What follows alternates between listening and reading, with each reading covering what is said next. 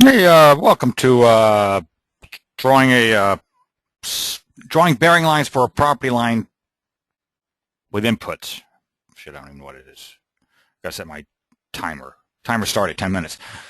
I ran across this site just recently. I'm working on this site right now, and this is pretty much what it is.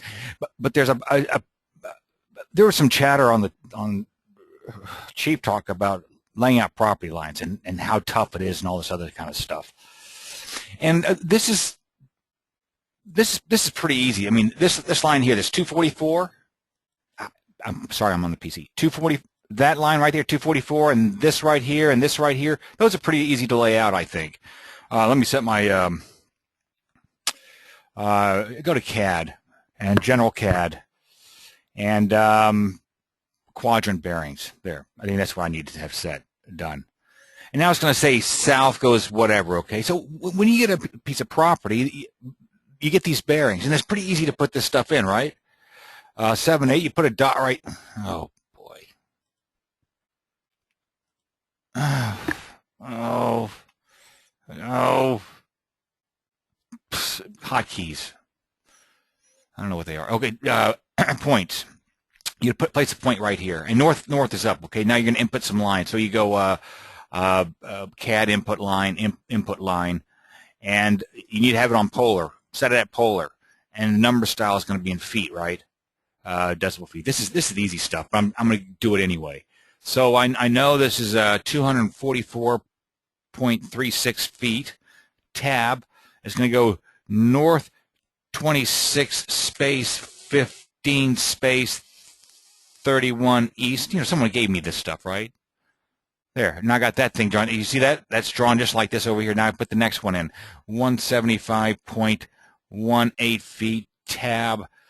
South 49 space 42 space 54 east. Next.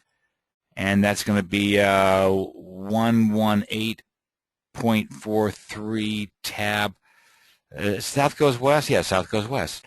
South 8 space 39 space 37 west. Okay? Now, I just repeated what some surveyor would have given me, this stuff right here. A piece of cake stuff, right? That's not a big deal. Now, here's the tricky part. On this kind of a lot, maybe you guys already know this. I don't know. So I'll undo this stuff. So this is the tricky part right here. 1, 2, 3. I want to create that right there. And if you notice, I'm going to show you something else too, by the way. Forget it. If you notice, oh shit, sorry, Control Z. Sorry. I'm going to get to something here, okay? Control Z. Sorry, guys. I'm faster on the Mac. I really am. It's unbelievable how much quicker I am, I think. First of all, I know my hotkeys. Okay, Control C. Control V. So now this is the tricky part right here, and that is, where's this curve?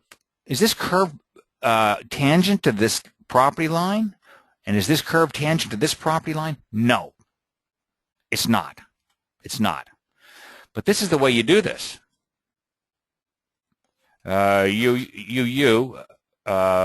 Show length and bearings and stuff like that. What the surveyor is also going to give you, he's going to give you this 92.73 and this angle right here. That's what he's going to give you.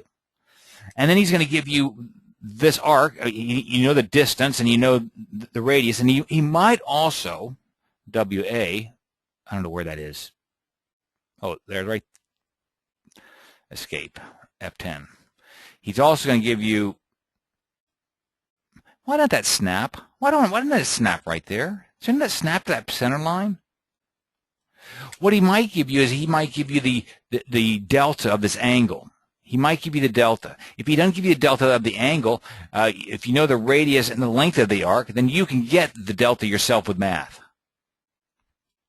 So the point I'm trying to make is to if you know this line right here, and the surveyor is going to give you the length and he's going to give you the angle, all you do is, actually this thing should be parallel to this, and 0009, and this is going to be perpendicular to this. This is going to be perpendicular to this. You know what those two, you know what the radius is, so you know how long that line is. And if you know what delta is, and you get delta if you know the radius and the length of the arc, if you know the delta, Control C, Control V, you can stick it right here, and you can rotate this, rotate it, I don't know, 20 degrees. I don't know what it is. 09 to put from here to here. And now you draw your arc. Let's see if I can do this. AQ. I think I did it. Wrong, whatever. It doesn't matter. Wrong hotkey for this. But now you can draw this arc, right? And I know this isn't correct. I mean, this isn't perfect, but because I'm just throwing this together. But what I'm getting at is, what you're doing is, you know this line right here. You know this solid line right here, because you know this 92.73, because the surveyor is going to give you that length and he's going to give you the delta, the angle. And then you know 1,000 times out of 1,000, out of 1,001, this, or oftentimes, this is going to be tangent to this line here. The curve is going to be tangent to this line, and this curve is going to be tangent to this line. So you get this line, Control C, Control V, and you know there's a delta of whatever that delta is, 09. So you know you just got to connect this point with this point over here with this thing here. You know, because you're given the length of the curve and you're given the radius, so you can get the delta, and that's how you get that. And then it's just simply a matter of 1, 2, 3. See, this is how I built this thing. I know this. I know this, and this. Look at that. You see those lines that disappeared? The dimensions. Put it back together. I want to show you something. So it took me forever to figure this out.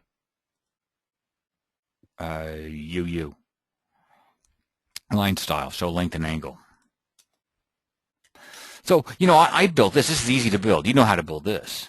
This was the tricky part, figuring out how this curve related to this endpoint here, and this curve related to this endpoint here, because the engineer didn't give it, the surveyor didn't give it to you. But he does give you this angle there, and from that angle you can build these curves. And I swear I just laid this thing out, and I had all the bearings, and I followed the bearings, and I double-clicked, and it closed. I'm just telling you, it closed. Believe it or not, I don't know how they did this. Maybe they did it with computers when they went out there and surveyed it and stuff. But I mean, it was right on. So that's how you put that together. And then I just simply go 09, and I put this to that. Okay, now here's the question. One more little tip here. Why doesn't this join?